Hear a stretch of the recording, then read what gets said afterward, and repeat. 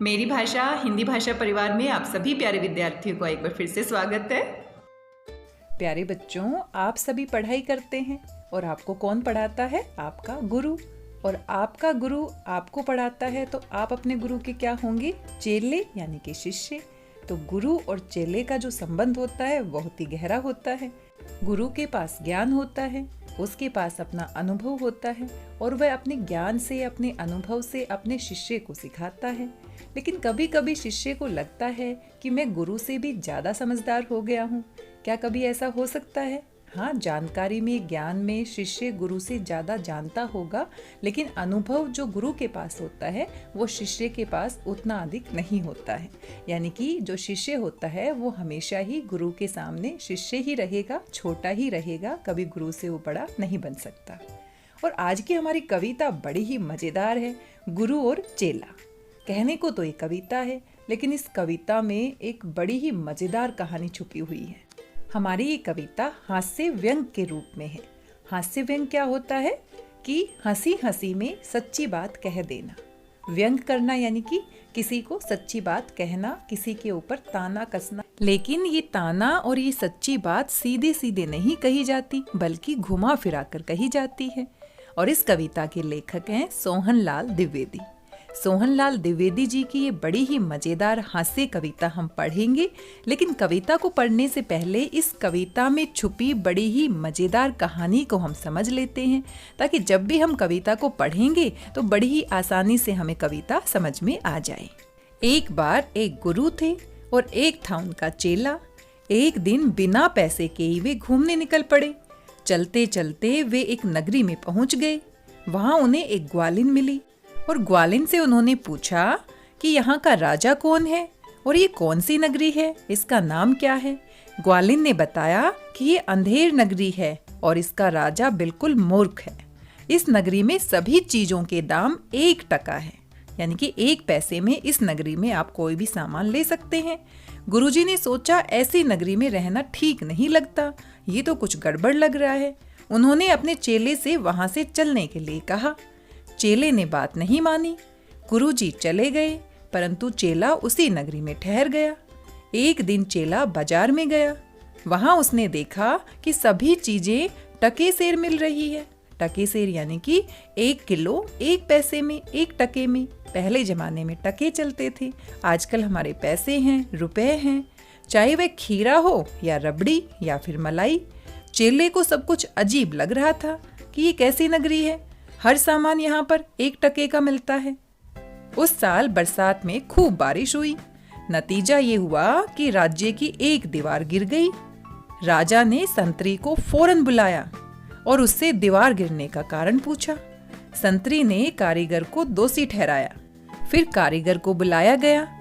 कारीगर ने भिश्ती को दोषी ठहराया, क्योंकि उसने गारा गीला कर दिया था। जब दीवार को चिना जा रहा था तो जो मसाला मिलाया जाता है सीमेंट का, उसमें ज्यादा पानी डाल दिया था। भिश्ती को बुलाया गया। अब भिश्ती ने मशक वाले को दोष दे दिया। मशक क्या होता है? भेड़ या बकरी की खाल को सीकर बनाया गया थैला। भिश्ती ने मशक वाले पे दोष लगाया कि उसने ज्यादा पानी की मशक बना दी। मशक वाले ने मंत्री को दोषी ठहराया, क्योंकि उसी ने बड़े जानवर का चमड़ा दिलवाया था। फौरन मंत्री को बुलाया गया। वह अपने बचाव में कुछ कह नहीं सका। अब उसको किसी और के ऊपर दोष लगाने का उपाय नहीं सूझा, अतः जल्लाद उसे फांसी पर चढ़ाने चला। लेकिन मंत्री इतना दुबला पतला था कि उसकी गर्दन में फांसी का फंदा ही नहीं आ रहा था। राजा ने आदेश दिया कि कोई मोटी गर्दन वाले को पकड़ लाओ और उसे फांसी पर चढ़ा दो। संतरी मोटी गर्दन वाले की खोज में निकल पड़ा। अचानक उन्हें चेला दिखाई दिया। उसकी गर्दन मोटी थी। उन्होंने चेले को पकड़कर राजा के सामने पेश किया। राजा ने उसे फांसी पर चढ़ा देने का आदेश दे दिया। बेचारा चेला कठिन परिस्थिति में फंस गया, मगर वह चालाक था। उसने कहा कि फांसी पर चढ़ने से पहले मुझे मेरे गुरुजी के दर्शन करा दो, ये मेरी आखिरी इच्छा है। गुरुजी को बुलाया गया। उन्होंने चेले के कान में कुछ मंत्र गुनगुनाया। फिर गुरु चेला आपस में झगड़ने लगे। गुरु कहता था मैं फांसी पर चढ़ूंगा और चेला कहता था कि मैं फांसी पर चढ़ूंगा। राजा कुछ देर तक उनका झगड़ा देखता रहा। फिर उन्होंने उन दोनों को अपने पास बुलाया और उनके झगड़े का कारण पूछा। तो गुरु ने कहा, ये बहुत ही शुभ मुहूर्त है। इस मुहूर्त में जो भी फांसी पर चढ़ेगा वह राजा ही नहीं बल्कि चक्रवर्ती राजा बनेगा। पूरे संसार का छत्र उसके सिर पर चढ़ेगा। मूर्ख राजा बोल पड़ा, यदि ऐसी बात है, इतना ही शुभ मुहूर्त है, तो मैं ही फांसी पर चढ़ जाता हूँ। राजा को फांसी पर चढ़ा दिया गया। इधर प्रजा में खुशी की लहर दौड़ गई। आखिरकार उन्हें ऐसे मूर्ख राजा से मुक्ति मिल ही गई। प्यारे बच्चों, ये थी हमारी कविता में छुपी कहानी, गुरु और चेला। गुरु और चेले की समझदारी से एक मूर्ख राजा से पूरी प्रजा को मुक्ति मिल गई और सभी खुश हो गए, क्योंकि ऐसा राजा जिसको पता ही नहीं गलती किसने की है और किसने नहीं की है, जिसको न्याय ही नहीं करना आता, क्या उसकी प्रजा खुश रह सकती है? एक निर्दोष व्यक्ति को फांसी पे चढ़ाया जा रहा है क्योंकि उसकी गर्दन क्या है, मोटी है, वो फांसी के फंदे में फिट बैठ जाएगी। ये तो बड़ी ही अजीब बात है। बल्कि राजा को तो न्याय करना चाहिए। जो सही मायने में दोषी होता है उसी को सजा दिलानी चाहिए। निर्दोष के साथ ऐसा व्यवहार बिल्कुल नहीं किया जाना चाहिए। आइए कहानी को समझने के बाद अब कविता की व्याख्या करते हैं, कविता का सरलार्थ करते हैं और बड़ी ही आसानी से आप इसको समझ भी जाएंगे। गुरु एक थे और था एक चेला, चले घूमने पास में था धेला। चले चलते चलते मिली एक नगरी, चमाचम थी सड़कें चमाचम थी डगरी।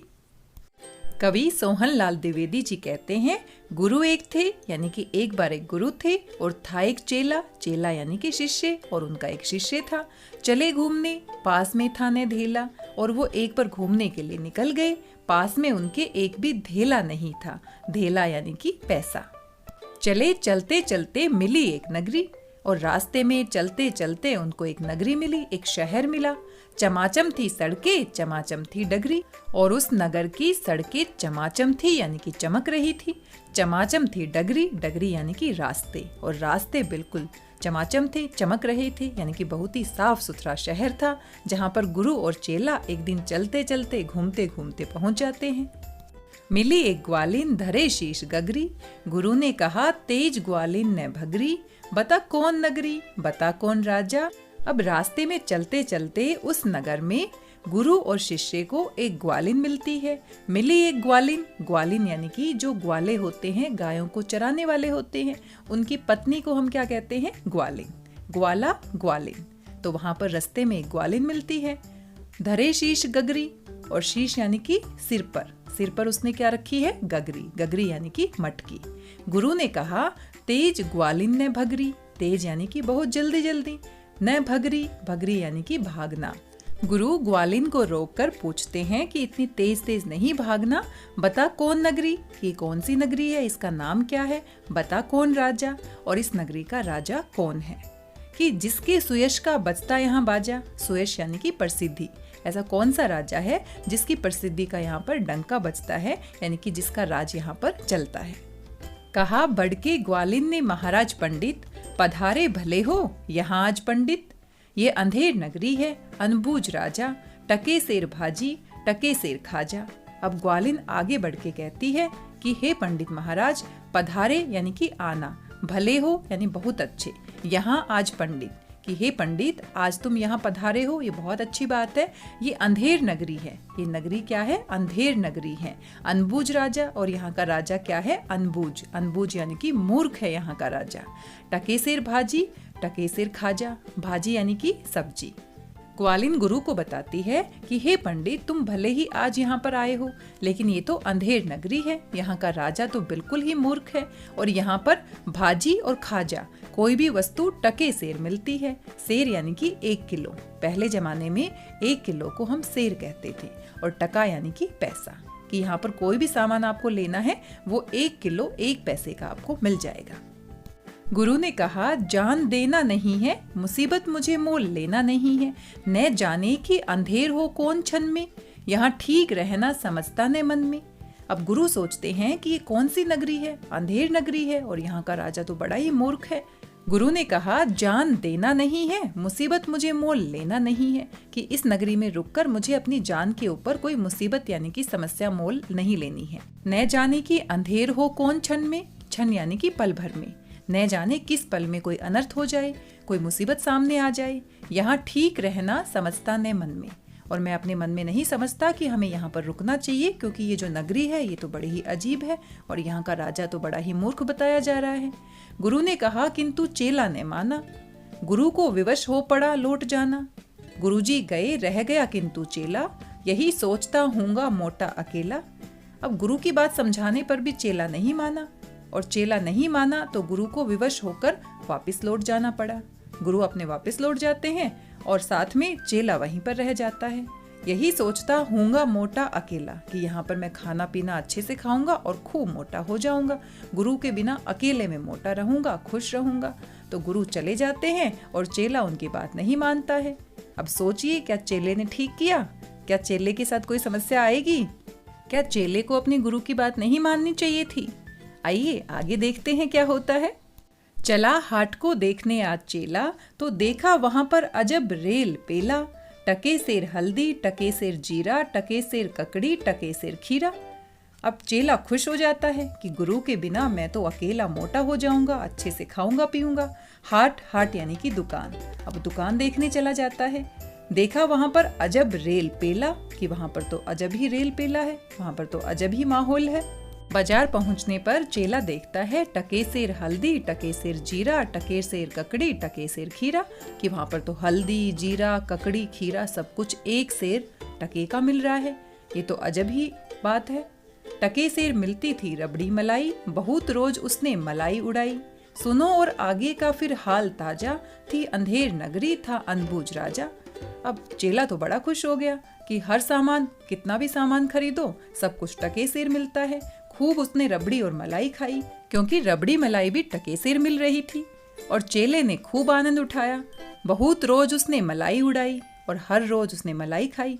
आगे कवि कहते हैं, सुनो आगे का फिर हाल ताजा, कि आगे का ताजा हाल सुनो। अंधेर नगरी थी और वहां का राजा क्या था? मूर्ख था। बरसता था पानी, चमकती थी बिजली, थी बरसात आई, दमकती थी बिजली। गरजते थे बादल, झमकती थी बिजली, थी बरसात गहरी, धमकती थी बिजली। अब आगे के हाल में क्या सुनाया जा रहा है कि एक बार बहुत ज्यादा बारिश आई, और इतनी ज्यादा बारिश आई कि उसमें बीच में बिजली चमक रही थी, कभी दमक रही थी, कभी झमक रही थी। और ये सारे शब्द देखकर आप कह सकते हैं कि कितने सुंदर शब्दों का प्रयोग किया गया है। चमकती, दमकती, झमकती, धमकती, ये सारे शब्द किसके लिए प्रयोग किए गए हैं? बिजली के लिए। और आपने देखा है, जब बहुत तेज से बारिश आती है, आसमान में काले बादल छा जाते हैं, तो बीच बीच में जो बिजली की आवाज होती है वो चमकती भी है, दमकती भी है, झमकती भी है और धमकती भी है। गिरी राज्य की एक दीवार भारी, जहां राजा पहुंचे तुरंत ले सवारी। झपट संतरी को डपट कर बुलाया, गिरी क्यों ये दीवार किसने गिराया। अब इतनी तेज बारिश में अचानक से राज्य की एक दीवार गिर जाती है, और जैसे ही दीवार गिरती है, राजा अपनी सवारी लेकर वहां पहुंच जाते हैं, तुरंत यानी जल्दी से। झपट संतरी को डपट कर बुलाया, और जल्दी से संतरी को बुलाया गया और डपट कर यानी कि डांट लगाकर पूछा, गिरी क्यों ये दीवार, किसने गिराया, कि ये दीवार किस लिए गिर गई है, किसने इसको गिराया है। राजा ने ये बात किससे पूछी? संतरी से। कहा संतरी ने, महाराज साहब, न इसमें खता मेरी, ना मेरा कर्तव्य। ये दीवार कमजोर पहले बनी थी, इसी से गिरी यह न मोटी घनी थी। अब संतरी कहते हैं, महाराज इसमें मेरी कोई खता नहीं है, खता यानी कि गलती, और ना ही मेरा ये कर्तव्य है यानी कि मेरा काम है, मैंने इसे नहीं गिराया है। ये दीवार कमजोर पहले बनी थी, यानी जब दीवार को बनाया गया था तभी से ये कमजोर है, इसी से गिरी और इसी कारण से ये गिर गई है। यह न मोटी घनी थी, और इसकी मोटाई भी बहुत कम थी, और ये बिल्कुल अच्छे से नहीं बनाई गई थी। खता कारीगर की, महाराज साहब, न इसमें खता मेरी या मेरा कर्तव्य। बुलाया गया कारीगर झट वहां पर, बिठाया गया कारीगर झट वहां पर।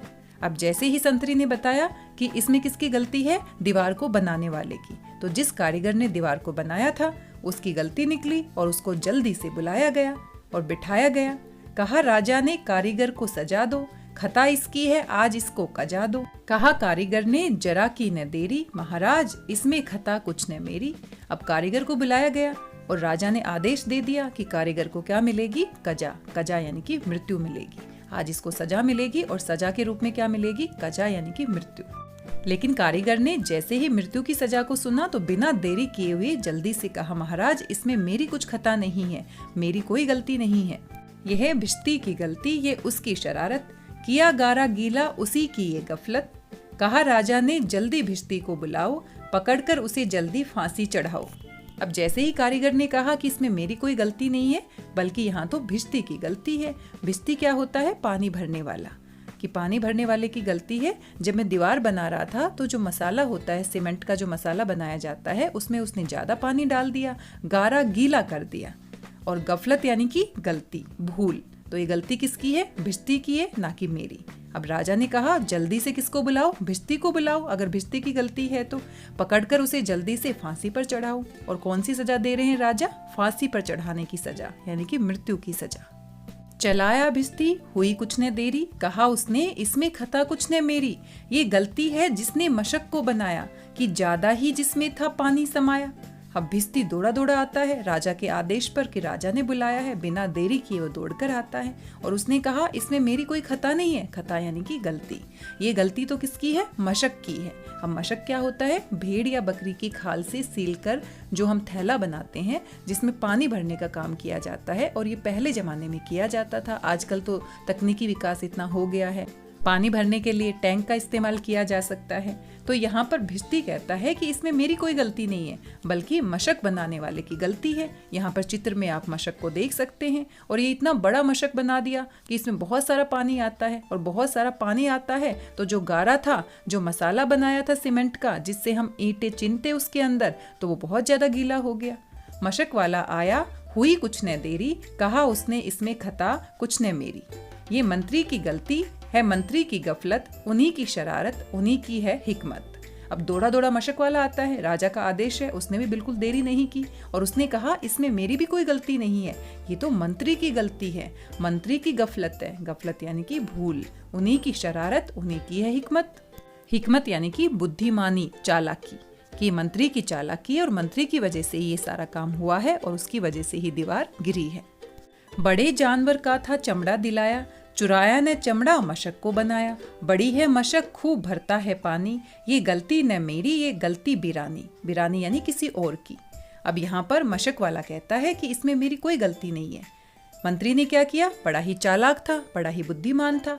मंत्री ने मुझे किसी बड़े जानवर का चमड़ा दिलाया, मैंने ये चमड़ा चुराया नहीं है, और उसी से मैंने क्या बनाया है? मशक बनाया है। बड़ी है मशक, खूब भरता है पानी, और बड़े जानवर का चमड़ा था इसीलिए बड़ी मशक बनी, और पानी भी खूब भरता है, इसलिए मेरी गलती नहीं है, ये गलती बिरानी। बिरानी यानी किसी और की गलती है, किसी और की यानी कि मंत्री की गलती है। मंत्री की गलती तो मंत्री को लाओ, हुआ हुक्म मंत्री को फांसी चढ़ाओ। चले मंत्री को लेके जल्लाद फौरन, चढ़ाने को फांसी उसी दम उसी क्षण। और राजा ने आदेश दिया अगर गलती मंत्री की है तो मंत्री को बुलाया जाए, और मंत्री को क्या किया जाए? फांसी पर चढ़ाया जाए। अब चले मंत्री को लेके जल्लाद। जल्लाद कौन होता है? फांसी पे चढ़ाने वाले को हम क्या कहते हैं? जल्लाद। चढ़ाने को फांसी उसी दम उसी क्षण, और उसी समय, पल भर भी देरी ना किए हुए उसको फांसी पर चढ़ाना है। अब जल्लाद तैयार है फांसी पर चढ़ाने के लिए। मगर मंत्री था इतना दुबला दिखाता, न गर्दन में फांसी का फंदा था आता। कहा राजा ने जिसकी मोटी हो गर्दन, पकड़कर उसे फांसी दो तुम इसी क्षण। अब राजा ने कहा कि ये मंत्री तो बड़ा ही दुबला पतला है, इसकी गर्दन तो इतनी पतली है कि फांसी का फंदा भी फिट नहीं बैठता। तो अब ऐसा करो, किसी मोटी गर्दन वाले व्यक्ति को पकड़कर लाओ और उसको जल्दी से फांसी पर चढ़ा दो। अब प्यारे बच्चों, सोचो जरा, क्या राजा सही कर रहा है? क्या ऐसे ही किसी भी व्यक्ति को पकड़कर लाना सही है? जिसकी गलती होती है उसी को ही सजा मिलनी चाहिए। ये तो बहुत ही मूर्ख राजा है। चले संतरी ढूंढने मोटी गर्दन, मिला चेला खाता था हलवा दनादन। कहा संतरी ने चले आप फौरन, महाराज ने भेजा न्योता इसी क्षण। अब संतरी जैसे ही राजा का आदेश मिला किसी मोटी गर्दन वाले को पकड़कर लाओ और फांसी पर चढ़ाओ। अब जो संतरी हैं, जो पहरेदार हैं, उनको चेला मिल जाता है, और चेला दनादन क्या खा रहा था? हलवा, क्योंकि वहां पर सारा सामान कितने में मिलता था? टके सेर में। कहा संतरी ने चलो आप फौरन, फौरन यानी कि जल्दी से। अब पहरेदारों ने कहा कि जल्दी से आप चलिए, महाराज ने भेजा न्योता इसी क्षण। न्योता यानी कि बुलावा, कि महाराज ने बुलावा भेजा है और इसी क्षण तुम्हें जाना है। बहुत मन में खुश हो चला आज चेला, कहा आज न्योता छकूंगा अकेला। मगर आके पहुंचा तो देखा झमेला, वहां तो जुड़ा था अजब एक मेला। अब आप देख सकते हैं कितना मोटा ताजा हमारा चेला है और बड़े ही दनादन से हलवा खा रहा है। अब जैसे ही संतरी आता है तो बड़ा ही खुश हो जाता है कि आज तो महाराज ने न्योता भेजा है और मैं छिक कर खाऊंगा, पूरा पेट भर कर खाऊंगा। मगर आके पहुंचा तो देखा झमेला। झमेला यानी कि पूरा ताम झाम, पूरा मामला उसको वहां पर जाकर समझ में आया। वहां तो जुड़ा था अजब एक मेला, वहां तो लोगों की, अजीब लोगों की भीड़ लगी हुई थी। यह मोटी है गर्दन, इसे तुम बढ़ाओ, कहा राजा ने इसको फांसी चढ़ाओ। कहा चेले ने कुछ खता हो तो बताओ, कहा राजा ने चुप न बक बक मचाओ। अब चेला वहां पहुंचता है तो देखा उसको फांसी पर चढ़ाया जा रहा है और राजा ने आदेश दे दिया है। चेला कहता है कि मेरी गलती क्या है। अब राजा कहता है चुप, बक बक नहीं करना है, जो आदेश दिया गया है उसको पूरा किया जाएगा। मगर था ने बुद्धू, था चालाक चेला, मचाया बड़ा ही वहीं पर झमेला। कहा पहले गुरुजी के दर्शन कराओ, मुझे बाद में चाहे फांसी चढ़ाओ। अब चेले को कुछ समझ नहीं आ रहा था कि मैं कहाँ पर फंस गया हूँ और ये राजा तो बड़ा ही मूर्ख लग रहा है। तो उसने कहा कि फांसी पर चढ़ाने से पहले मुझे अपने गुरु से मिलवाओ। और चेले ने अपने गुरु से मिलने के लिए बड़ा ही शोर मचाया। बाद में मुझे फांसी पर चढ़ाना, पहले मुझे अपने गुरु के दर्शन करने हैं। गुरुजी बुलाए गए झट वहां पर, कि रोता था चेला खड़ा था जहां पर। गुरुजी ने चेले को आकर बुलाया, तुरंत कान में मंत्र कुछ गुनगुनाया। अब जल्दी से बुलाया गया। किसको बुलाया गया? गुरु को। और गुरु ने देखा कि चेला बड़ा ही परेशान है, रो रहा है। गुरु ने चेले को अपने पास बुलाया, तुरंत कान में मंत्र कुछ गुनगुनाया और चेले के कान में कुछ मंत्र सा पढ़ा। उन्होंने कुछ बात कही। झगड़ने लगे फिर गुरु और चेला, मचा उनमें धक्का बड़ा रेला पेला। गुरु ने कहा फांसी पर मैं चढ़ूंगा, कहा चेले ने फांसी पर मैं मरूंगा। अब जैसे ही गुरु ने चेले के कान में कुछ कहा, कुछ मंत्र पढ़ा, उसके बाद दोनों आपस में झगड़ने लगे। मचा उनमें धक्का बड़ा रेल पेला और बड़ा ही शोर शराबा होने लगा झगड़े में। गुरु ने कहा फांसी पर मैं चढ़ूंगा। अब गुरु कहता है नहीं नहीं चेले, फांसी पर मैं चढ़ूंगा। कहा चेले ने फांसी पर मैं ही मरूंगा। अब शिष्य कहता है, चेला कहता है नहीं नहीं गुरुजी, फांसी पर तो मैं ही मरूंगा। अब दोनों आपस में झगड़ रहे हैं और राजा देख रहा है कि ये झगड़ा किस बात पर कर रहे हैं। हटाए न हटते अड़े ऐसे दोनों, छुटाए न छूटते लड़े ऐसे दोनों। बड़े राजा फौरन कहा बात क्या है, गुरु ने बताया करामात क्या है। अब झगड़ता हुआ देखकर गुरु और चेले को राजा ने कहा कि ये क्या हो रहा है। उन दोनों को हटाने की कोशिश की, फिर भी वो अड़ते रहे। छुड़ाने की कोशिश की, फिर भी वो झगड़ते रहे। अब राजा ने कहा कि बताओ तुम्हारा झगड़ा किस कारण से हो रहा है। गुरु ने बताया करामात क्या है। करामात यानी चमत्कार। अब गुरु ने बताया कि ये तो चमत्कार की बात है। चढ़ेगा जो फांसी, मुहूर्त है ऐसी, न ऐसी मुहूर्त बनी बढ़िया जैसी। वह राजा नहीं चक्रवर्ती बनेगा, ये संसार का छत्र उस पर तनेगा। अब गुरु राजा से कहते हैं कि ये तो बड़ा ही शुभ मुहूर्त है और इस शुभ मुहूर्त में जो भी व्यक्ति फांसी पर चढ़ेगा वो सिर्फ राजा ही नहीं बल्कि चक्रवर्ती राजा बनेगा। और इस पूरे संसार का जो छत्र है वो उसी के सिर के ऊपर रखा जाएगा, उसी के सिर के ऊपर तनेगा। कहा राजा ने बात सच गर यही, गुरु का कथन झूठ होता नहीं है। कहा राजा ने फांसी पर मैं चढ़ूंगा, इसी दम फांसी पर मैं ही टंगूंगा। और जैसे ही राजा ने ये बात सुनी, चमत्कार की बात सुनी, शुभ मुहूर्त की बात सुनी, तो राजा मूर्ख था, उसने अपनी बुद्धि लगाई ही नहीं और उसने कहा गुरु की बात कभी खाली नहीं जाती है और अगर ऐसी बात है तो मैं ही फांसी पर लटकूंगा, मैं ही फांसी पर चढ़ूंगा, क्योंकि गुरु का कथन, गुरु की बात कभी झूठी नहीं होती है। चढ़ा फांसी राजा, बजा खूब बाजा, प्रजा खुश हुई जब मरा मूर्ख राजा। बजा खूब घर घर बधाई का बाजा, थी अंधेर नगरी था अनबूझ राजा। और जैसे ही राजा को फांसी पर चढ़ाया गया, बाजा बजाया गया, खुशियां मनाई गई, पूरी प्रजा जो है वो खुश हो जाती है कि मूर्ख राजा मर गया और इससे हमारा छुटकारा हो गया। बजा खूब घर घर बधाई का बाजा, और घर घर बधाइयां बांटी गई। आप देख सकते हैं इनकी प्रजा कितनी खुश नजर आ रही है चित्र में। और ये थी हमारी कहानी कविता के रूप में गुरु और चेला।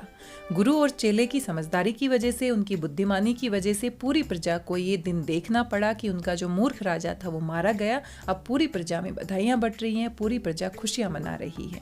तो बुद्धिमानी देखी आपने गुरु और चेले की। आज के इस वीडियो में बस इतना ही। मिलते हैं एक नए वीडियो में एक नए पाठ के साथ। तब तक स्वस्थ रहिए, व्यस्त रहिए, मस्त रहिए और खुश होकर पढ़ते रहिए। मेरी भाषा हिंदी भाषा परिवार से जुड़ने के लिए आप सभी प्यारे विद्यार्थियों का धन्यवाद, बहुत बहुत धन्यवाद।